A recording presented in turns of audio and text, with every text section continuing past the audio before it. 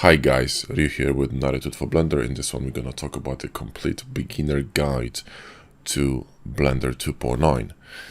So how do you start with Blender? Now first you need to download it, so you type Blender in Google or any other search engine, you click on Blender here, download, and you download this version, which is the most stable version. This is the official version, and that's the one you should be getting. There are other versions, like previous versions of Blender, available on the site, or experimental versions, but if you're starting with Blender, I would highly recommend you start with this version. So download it first, and once it's downloaded, we're gonna talk about the installation and setup. Okay, our Blender was downloaded, so now we can double click on it and install it. Now, important thing to note here is that I'm guessing that if you're a complete beginner, you don't have Blender installed, but if you have a previous version of Blender installed, it's highly recommended that you remove it first. And there is a certain way of doing it, and I have a video on it called how to start with a fresh Blender or something like that. So go ahead and watch this one first. But I'm guessing that, if you're a complete beginner, you do not have any Blender installed, and this is, basically the first time you're gonna be opening it, right? So you should have a Blender icon on your desktop once the installation is complete, and you double click it and you're gonna open Blender. Now let me resize the window because it's full screen, so I'm going to resize it and we can start. Right now, first of all, before you click on anything, I want you to look at this window. Right now, this window you're gonna see on the ones, as long as you do not delete your config file, which is, a story for another movie. But when you see this window, you can choose a few interesting settings. First of all is you can choose a selection, so either left mouse button or right mouse button. Okay, this is basically the reason for this is that the previous versions of Blender before 2.8 had a right mouse button selection. So, for old users who are used to the setup, this is probably an option left out in this new version. But, all the applications use left mouse buttons, so I would just leave it untouched. Second option is quite important here. By default, when you press spacebar in Blender, you will start playing animation on a timeline. So see the timeline on the bottom. Okay, so when you press spacebar, this cursor is going to start moving. This marker here going to start moving up the frames, and it's used basically for playing animations. Okay, so when you animate something, you press spacebar. Now, spacebar is a very large key, and it's quite inconvenient to actually go to F3 instead of spacebar if you want to search for something in Blender. And if you're new to Blender, it's very highly, it's very likely that you're gonna be searching for stuff like shortcuts, key maps, certain functions that you find on the internet, but you don't know where they're in Blender. You can find them this way by going to search mode. So if you switch this from the spacebar key, you bind it from play to search, you will not have to press F3, you're gonna just be able to press spacebar. Also, it's very easy to press spacebar by accident, and this timeline is gonna start playing animation in the background, and you will not know what the hell is going on. So I really recommend to switch it to search. Now, next one is basically for choosing the theme, so dark or bright, but you can change it later, so it's not really a big deal. And this one is for people who have other versions of Blender installed and want to import all the settings with one key to your 2.9. Okay, so again, if you don't have the previous versions of Blender installed, this is not really for you. You don't have to worry about it. So how to get out of this menu? Well, you simply click somewhere in a screen and it's gonna disappear. Okay, so now let's talk about this disaster here, right? I mean, it's a jungle, but don't be intimidated, because in fact 90% of this stuff on the screen you're not going to be using. Okay, so first of all, what you want to do is go here to edit, preferences, right, and play with this. First of all, what I'm going to do is change the UI scale to 1.5 so we can actually see what we're doing. Okay, and I'm going to uncheck this button here, autosave preferences, because I want to make sure that I know which preferences I'm saving. Otherwise, it's on autosave, okay? So if you leave it on autosave, every time you change something in preferences, it's gonna get autosaved. But this is a bit dangerous, because what if you, click something by accident and then you don't know what you clicked or something like that, So I like to have a full control over what is being saved and what is not being saved. So let's save it, right? And let's click this window, close it, and let's talk about the interface for a second, okay? First of all, a very important thing in Blender is that you need to learn the shortcuts, okay? There are a few shortcuts that really gonna improve your, lifestyle in Blender, okay? Probably the most important shortcuts is T and N. So T is going to collapse this tool panel here on the left side, okay? And N panel is going to collapse this helper panel in here, which contains all kinds of information, including later on different types of add-ons that you might be installing, because Blender works with add-ons, okay? We have a lot of different add-ons. You have Blender native add-ons, which come with Blender, and you can enable them in preferences, which I'll show you later. Or you can download, add-ons created by community, and when you install them, they're probably gonna pop up in here, okay? So that's an N panel. These are two most important things. Then you have this panel, which is quite essential. So if you ever worked with Photoshop, imagine this is like layers, okay? And then collections are like folders or groups in Photoshop, okay? So let's say that, so if I collapse this here, you'll see that we have a collection, right? And this collection contains camera. So I click on the camera, you can see it's highlighted here. Then a cube, which is in the middle of a scene, and then a light. So all these three items are within this collection. You can rename them if you want, okay, to whatever you want. And you can create new ones by either right-clicking, new collection, or simply clicking on an item, pressing M, and creating new collection, and let's say objects. And this will create a new collection and move the cube from this collection to this collection. So this is how you can organize your things. And that's basically all you need to know about collections. One more thing I can tell you, that this eye is literally like in Photoshop. You can simply switch them on and off, or you can just simply flip them with pressing numbers on the keyboard, 1, 2, 1, 2, right?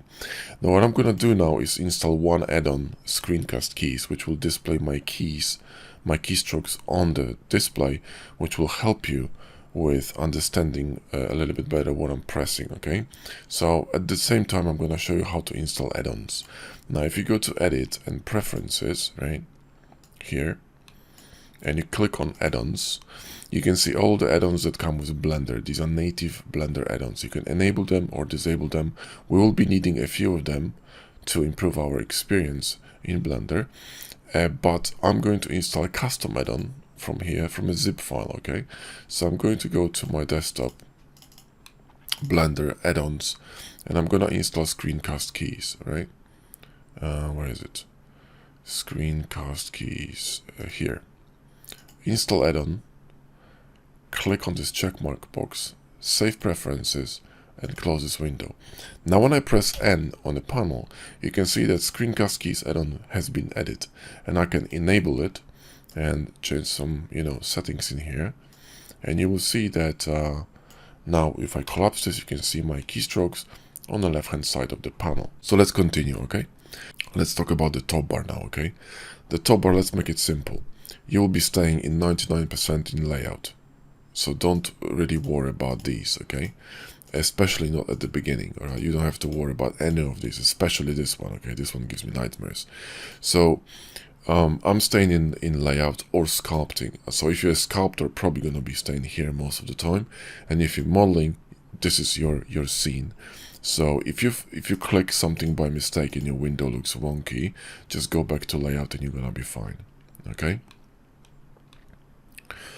Then these options here, okay, they're quite important too. So you have, you can save your file in here, okay, and you can load your file as well by clicking open. You can also go to your preferences here, and basically I really wouldn't worry about any of these at the moment, okay? Just preferences, that's the most important thing. Render. Render is when you finish modeling and you set up your lights and then you want to render a scene. It's like, you know, finalizing, sort of baking a final image, okay? So we're gonna worry about it later. Window, at the moment, don't worry about it. Help, well, it's help, basically. You got different tutorials, you know, community sites, etc., right? So that's a simple explanation of the top, this very top menu, right? You can add custom windows here, but again, I wouldn't worry about it because we're gonna customize layout scene anyway, so don't worry about it. So let's go back to the right hand side, right? This panel. This panel is quite important, but again, most of these things you're not gonna be even using, okay? Especially not in the beginning. What you need to know is this one, okay? So this is your render tab, and you can switch between two different engines, Eevee, okay, and cycles. These are two rendering engines that we use in Blender, okay? And then you have different settings for render. So you can set the dimensions of a final image that you're gonna bake, okay, type of an image, etc., right? And also you have settings for animations here, right? This panel also regards rendering, but we're gonna talk about it in a different video. Then literally these panels, I wouldn't really worry about them, okay? I wouldn't worry about any of these. This one is important. That's materials, okay? So for example, if I wanted to add material to this cube, right? Let me remove this one for a second so we have nothing in here. That's just a default material that comes with Blender. So if I wanted to add material to this cube, all I need to do is click new, and this is going to add a very basic BSDF material to your cube.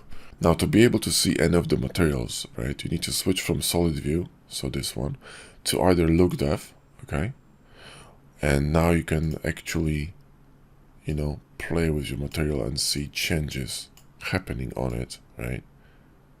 So you see I can change it to a metallic, I can change the roughness, make it less or more reflective, and you could play with these values, right? Or go to rendered view, but again, we're gonna talk about it a bit later, yeah? So let's go back to solid view. So these are your materials, and to be honest, these, you know, 4 tabs is the place where you're gonna be going like 90% of the time, okay?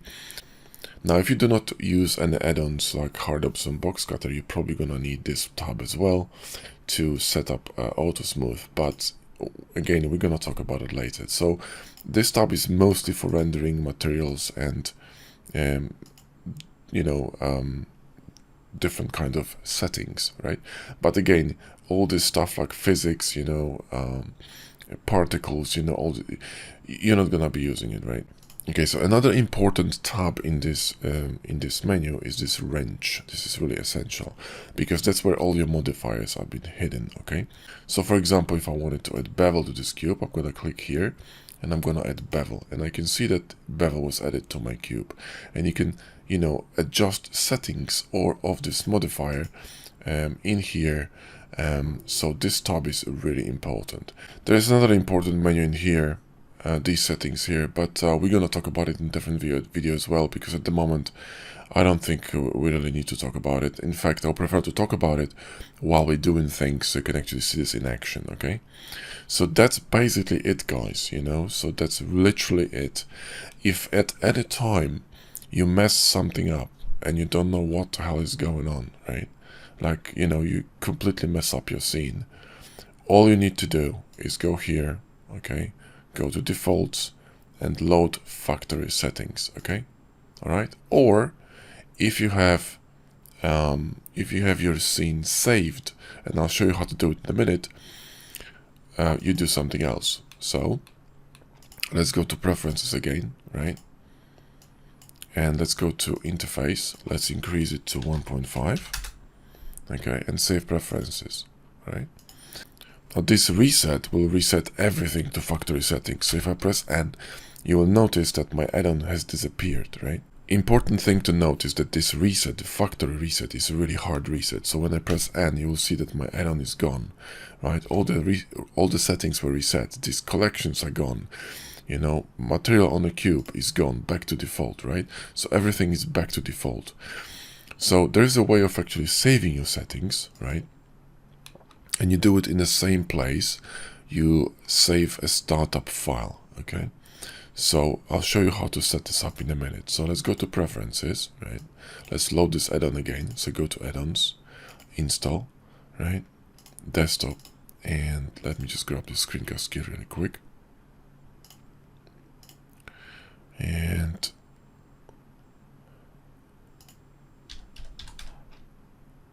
let's turn it on, save preferences, and let's enable it, and we should be good to go. All right.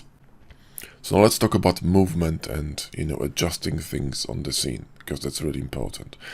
First of all, if you want to rotate your camera, right, you hold your middle mouse button and then you can rotate your camera, okay? Now the camera will rotate around the middle of the scene, all right? So you can see that it rotates around the middle of the scene.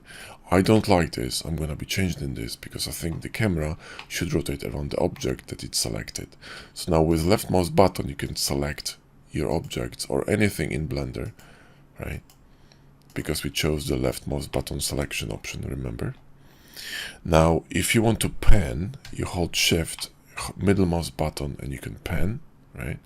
If you want to zoom, you simply use your mouse, or you can hold Control, click and hold your mouse button, right, and zoom in and out as well, okay? If you want to delete something from the scene, you simply click on something, press X, and delete it, okay? You could also select everything, right, like this. So you click on with the mouse, you drag your mouse, and X, and delete it. And you can see that everything was removed from the scene. Now you can also resize the windows, and you can hide them or reveal them. So for example, so now if I hover in here, click my left mouse button and drag it down, you can see that my cursor changes to an arrow which points down, meaning I can collapse the window. You can get it back by doing the same thing in reverse, so dragging the window up. And now here you can change to whichever window you want to open. We were in timeline, right? So all we need to do is find timeline, and you have the same window in here, and you can resize it by hovering your mouse between these two windows, and you can resize it, and you have exactly the same thing as we had before. So let's collapse this, right? Because we know we don't need it. We're not going to be doing any animations. We want to have more real estate in here. So you can resize any windows you want, you know, using the same method, right? And you can open windows from any side of the Blender, right? And you can collapse them in the same way. You can see this arrow here, you can collapse them back, okay? So this is how you manage your scene. Now we're going to orient our camera like this, okay? And I'm going to save the startup file. So let's go here to defaults and save startup file. Now this file was saved in your config folder, which is in here, okay? So if you go to local, user, your name, app data, and app data folder is hidden, meaning you will need to enable visibility of hidden folders in Windows if you can't see this folder. Roaming Blender Foundation Blender, and you can see we have a Blender 2.9 config, and that's your startup blend file, okay? So that's where the information is stored. So now let's add our first item to the scene. So another shortcut for this is Shift A. Shift A is basically how you access the menu that allow you to add all kinds of different stuff to the scene. So if you wanted to add cube, you can add cube. And items will be always added where the cursor is. You see this cursor in the middle? You can move it by pressing Shift and right clicking, okay? And you can reset it by clicking Shift S, and you can move it back to world origin, because that's where the world origin is. It's in the very middle of everything, right? Now let's talk about how to move objects. When you press G, you can move something freely. And whenever you press your mouse, that's where the object's gonna stay. You can reverse this by pressing Ctrl Z. And the number of actually undos, right, can be set under System here, okay, undo steps, and the maximum is 256, so that's what I'm gonna have. Now if you want to rotate something, you just press R, and you can see it rotates kind of freely according to our view, right? But if you want to constrain it, you can constrain it to an axis. And in 3D we have 3 axes, okay? We have Z, so G, Z. We have X and Y. A rotation works the same way, so R, Z, X, and Y. So I'm literally just pressing the keys, right? If you want more precision with movement or rotation, you can hold Control and the cube's gonna snap to the grid, you see? So if I right mouse button to cancel this, G, Y, hold Control and start moving, you see that I'm snapping in increments. You can also move it by typing. So for example, GX1 is gonna move the cube on x-axis by one unit, okay? Or GX minus 1 is gonna move it to the other side, okay? And that works with everything in the same way.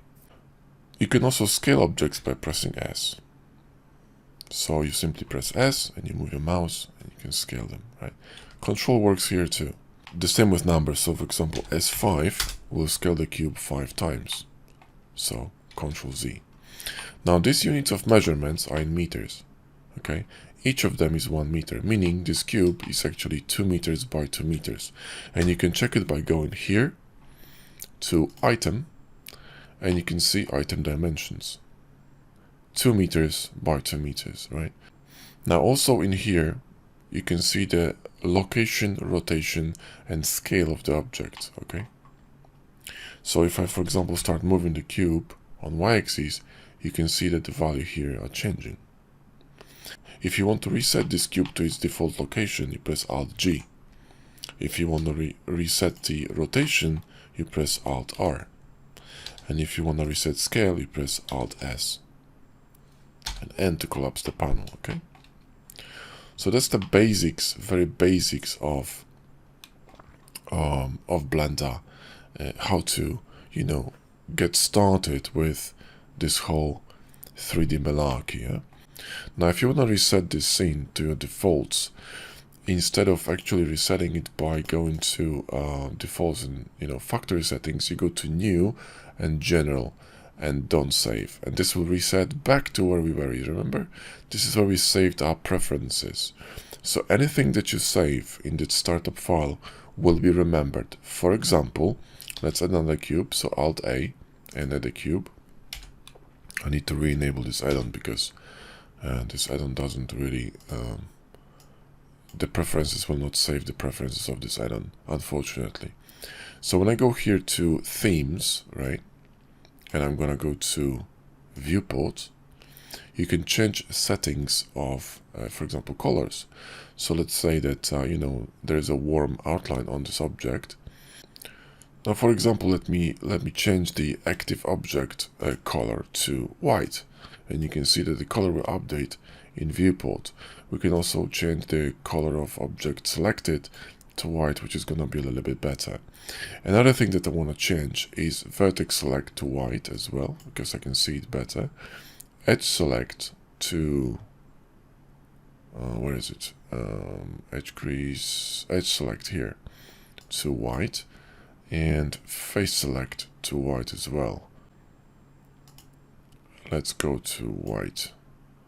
There you go. And I'm going to increase sizes of my vertices and an origin point, and I'll tell you what in a minute what all these mean. Okay, I want to see them a bit better. So now let's save the preferences and go here, and let me show you. So now there are two modes, two basic modes in Blender, okay? One of them is solid mode, which is what you see in here, and the other one is edit mode, which accesses by pressing tab. Now you see these are vertices, okay? And we changed the size of these vertices to be able to see them a bit better, okay? So when I went to viewport and themes, here, we changed the size of vertices, right? From 3, okay, to 7. See what I mean? The face dot, okay, here, this one, is actually a dot in the middle of the face. So if you go to tab and press 3, you're gonna enter a face mode, which is in here. You can also switch it in here, edge mode, vert mode, face mode, or 1, 2, 3. So now if you click on the face, yeah, you're in a face mode now, okay? If you go to an edge mode, which is 2, you can select each of these edges. And if you go to vert mode, you can select vertices. And of course you can move these things, okay? So if I select the vert, I can move it with G, okay? If I select the face, 3, I can, for example, rotate it, right? Or move it. So if I wanted to make this box a bit bigger this way, what I would do is press G, X, and simply move it here. You can hold Control and snap it. And then press Tab to go to object mode.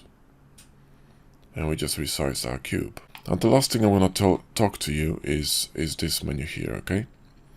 So this is a cursor, which means you can now click with the left mouse button to place cursor wherever you want to. You don't have to press shift to move it. I don't use it because pressing shift is quicker. Instead of doing this, I'm usually staying in, to be honest, in 100% I'm staying on select tool. I never use these because basically faster shortcuts are much faster, right? So you know, this is a move tool which gives you like a gizmo, and again it's not quick enough because watch this. What I can do is press G, hold my middle mouse button, and I can move it as well, see, whatever axis I want, or simply G and Y and move it wherever I want, right? Or G and Z. It's just faster, right? This one is a scale again, right? So you can, you know, scale your object, but then in my opinion, again, it's much easier to scale it on axis. So, you know, SY, right, or SZ, right, or SX is just so much faster. I never use these really. So annotation, you can just type, you know, sort of paint in here, and if you want to erase it, you go to annotation eraser, and you can erase it. This is good for tutorials, but I don't use it either. Measurements basically is for you know, for precision modeling, which I don't do, so I don't use it either. But you know, so these functions for me absolutely useless, which means usually I just have this panel hidden because I just don't use it, right? Now, another important thing is that Blender has two important view modes, and one of them is perspective and the other one is orthographic. And what's the difference? You can see here on the top we're in a perspective mode, right? But if I press 5 on my numpad keypad, you can see that we switched to orthographic, right? So orthographic is like a projection view. Imagine that you're looking through a extremely long zoom lens, you know, like 1000 or 2000 millimeters, okay? That's the orthographic view. The best way probably to explain it. It just compresses everything to sort of like a it completely removes perspective, right? It's like a 3D view in 2D, or 3D view with a 2D feel to it, if you will. But it's very useful if you, for example, want to align yourself to a certain view. So when I press 5 and I'm gonna go to tilde key, if you using an Asian keyboard, I'm using an Asian keyboard, a Japanese keyboard, tilde key is still in the same place, so it's a top left corner near your one button on your keyboard, okay? So this is a pie menu in Blender, which allows you to quickly move from you know, your view to different positions. Like for example, you can view it from the front, you can view it from the right side, you can view it from the top, and we can view it from the back, etc. And you can see that we're switching automatically from perspective to orthographic, right? See that? And that is because our settings in here, right? If you go to navigation, is set to auto perspective, right? Which is what I usually turn off because it annoys me, right? So save preferences. We're gonna come back to these options in a minute, okay? If I'm going to do the same thing, switch to perspective with my 5 numpad key, if I go to top view, right, I'm still in perspective. I'm not in orthographic. That's orthographic, that's perspective, yeah? So now this orthographic view is exceptionally important when you're modeling something and you want to cut something or you want to move something and you're very precise. So orthographic will flatten everything and will allow you to see, you know, dead straight without any distortions on the object. But I want to have a full control. If you know, if I'm in orthographic mode, I want to stay in orthographic mode until I decide to get out of orthographic mode, so I don't get confused. Yeah. So that setting is important. Another thing is rotation around the object. Let me just reset this cursor to origin. So Shift S, cursor to origin. As I said before, anything that you create is going to always be created in origin. So let's create a sphere, right? So let's go to Shift A and create a sphere. So UV sphere. And let's make it bigger so you can see it, okay? Now let's move this sphere on the y-axis, so GY, and move your mouse and click, okay? Now let's select this object, okay, or this object, and you see that my rotation doesn't really change. I'm still rotating kind of around the point that's in between these two objects, right? See what I mean? So if I move this sphere in here, right, and I'm going to rotate, see, now I'm rotating in between those two. It's a little bit confusing and very difficult to maneuver. So I'm going to switch this in preferences, right? So I'm going to go to edit preferences, right? Go to navigation and orbit around selection, save preferences, okay?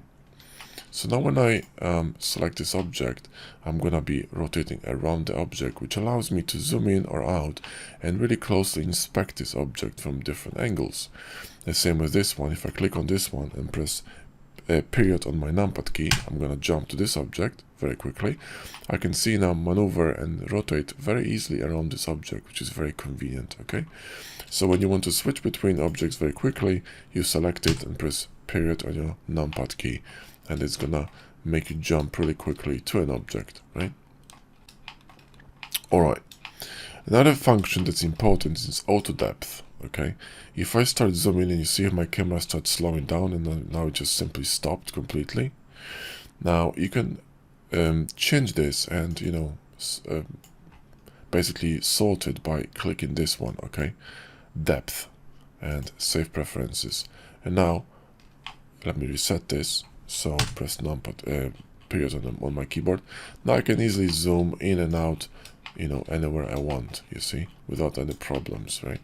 Well, that's it, guys, for the beginner's video to Blender. I think that's enough information, at least enough dry information.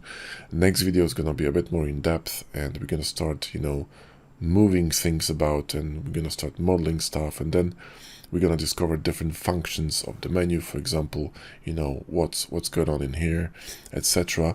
But I think it's better to present it to you in practice, so when I do something, then you will remember better, because there's been a reason behind I did something, and it's just easier to memorize things this way. But the thing that you should take from this you know, lecture is that shortcuts are essential in Blender. You should really learn shortcuts, because that's gonna improve your workflow by a ton, okay? It's just gonna be insanely faster. You can you know, access all these functions that we've been performing from here, right? But it just takes so much time to click on stuff. For example, you could add mesh from here, like you could at the cube, but it's so much easier to simply click Shift A, right? So again, like I said, shortcuts is what you want to really study hard, yeah? That's the bread and butter of this program. You really need shortcuts. I cannot stress this enough. Shortcuts, guys. So type them down, and you know, just try to memorize them.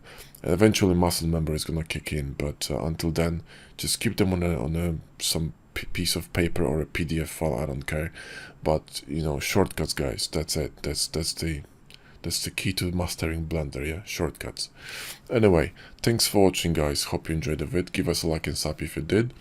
And I'm gonna drop more videos like this in the near future. Catch you later.